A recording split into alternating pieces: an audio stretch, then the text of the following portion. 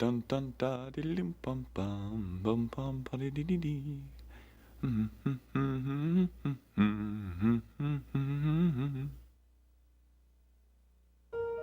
How you doing, my friend?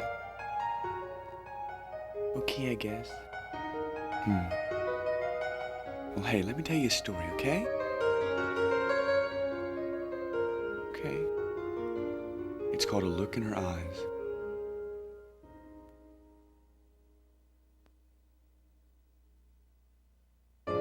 Dreams are the seeds that we sow. Small visions with which our hearts grow. Now whatever a young one like you might dream to see, a heart full of passion can make them come to be. See, Harley was a dreamer whose dreams filled the air, and alone she was happy in there. A land of dragons and of heroes that the dragons tried to roast. But a hero that loved her was the thing she sought most. Now Charlie was an artist who made pictures all day. He made sculptures and odd things to chase cares away. Now Charlie, unlike Harley, had his heart broken once in life. And although he was lonely, he was a little more wise. Now why do I tell you of these two and their trends? Well, love makes a story, and as this story bends, they're friends.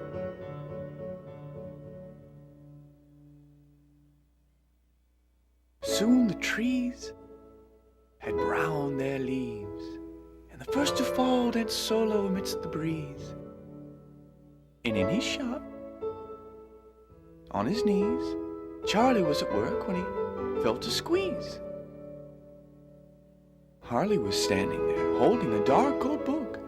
She held it to Charlie and asked if he would take a look. It was a story she'd heard from her grandmama. When it was opened up, this is what he saw. A man in the whitest cape brandishing a lance. The dragon was vicious. It was her only chance. And as Charlie lost himself and he kept reading it, he didn't even notice that Harley was seeing it. So many times how long it had been just to hear it again was to see. And she thought, that is the man for me. It takes your chance. Oh, what romance. And the beast bled. A waterfall of diamonds. And the man said, a handful just for thee. It was her dream. But you see, the man for her was he. For a heart once broken shines valiantly. No one could be as beautiful as she. And he wished that she would look on him romantically. Harley? Yes? What is it? There's something I have to tell you. But then she hopped and popped and dropped, then she plopped, finally flopped. To see the goings on. Out there, on the lawn. Johnny Mac, the quarterback, the hero of the city, was passing by, caught her eye. That's the guy. It really wasn't pretty.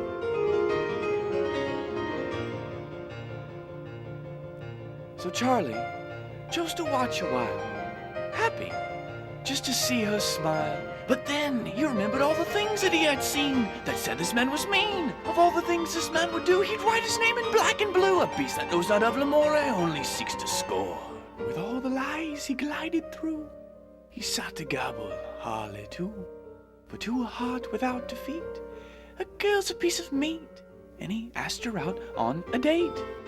And with yours in such short supply, she didn't hesitate. And with all the laughter shed, way old Johnny glad. Left old Charlie scared.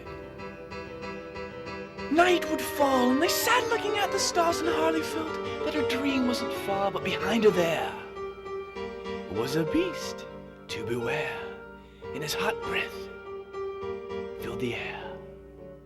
She was oblivious to the danger looking there, the meandering fingers winding through her hair, and then something turned Johnny around. Charlie's just he found, and he tumbled to the ground. Harley! What are you doing here? He was, but she didn't want to hear, and disappeared. How can this be? She pleaded, quietly. I doubt I'll ever find one for me. Can't she see I acted not for me? And Charlie thought she must hate him terribly. So Charlie went back to his bench to build her a gift to get his name untrenched. And as he wondered what to make, what would break her heartache and bring her from the cold, a hero made of gold.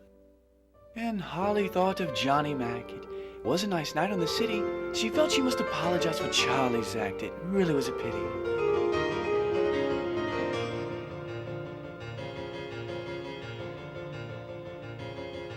Johnny Mac, his heart was black and he swore he'd get that Charlie back. And as Harley stood outside the door, she heard Johnny recount the score, how Johnny almost had her pinned when Hero Boy came crashing in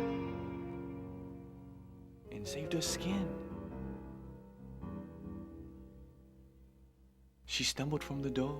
She couldn't believe it. Charlie? But then the truth began to wash over her in waves, more and more. She didn't know where she was going. She could barely even see, but there was something deep inside her that was pulling on her feet. And as Johnny sped past, she knew it was Charlie he seeked. He was in danger. But Charlie, next thing she was running, there was a strength in her stride. Faster and faster, her heart pounded inside, and the force that seemed to pull her simply wouldn't subside. And she cried, Charlie! The road was so much slower, so achingly slow. She thought of what had happened. How could she have known? And the distance seemed to tear so once her hero was shown. And she begged to God to reach him for the first punches were thrown. Charlie was still busy working back in his studio, putting on the final touches of Harley's golden hero, thinking about the time when he could let his love flow around her, dreaming of the day when her love might be his own. Crash, the hero shattered right before his eyes, and Charlie looked up to his foe, several times his size. Johnny's jaw clenched to go, evil shone in his eyes, and with a glance Charlie knew the goal was his demise. And the two went around and around and around. Charlie was no fighter, but when Johnny held up cannon lighter, something in him grew much brighter, and he felt his hands get tighter. Then Johnny aimed and he fired, and the fire from the can tickled Charlie's hand. And in his pain he thought, Charlie, use your brain. Oh, please, sire, won't you spare my pictures from your fire? When Johnny turned to burn them higher, Charlie stuffed a trash can visor on his head. He was blinded. And Charlie with a chance and a broomstick glance, fire flashed, Charlie dashed and down all the paintings crashed.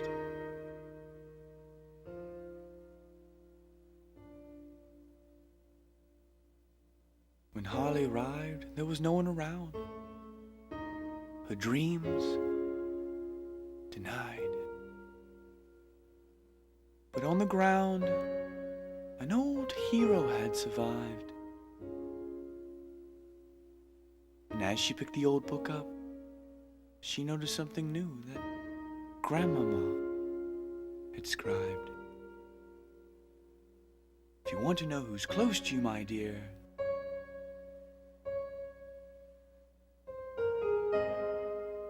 just look up.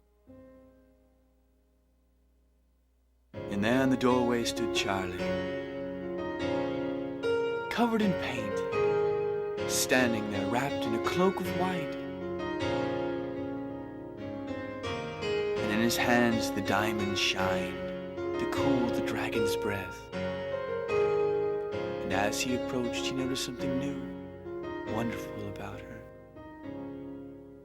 A look in her eyes.